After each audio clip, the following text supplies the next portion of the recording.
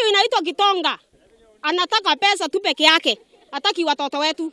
Pesa ni yeye, watoto wake. Sasa sisi tunaumia kwa sababu Gitonga hataki kuona watoto wetu. Gitonga hataki kuona waachiari. Gitonga sijui ni mtu namna gani. Ame hapa kabisa tuletewe mwingine. Kama ana uhusiano mzuri na hao wazazi, ana uhusiano mzuri na hao watoto, ndio sababu anamtaja.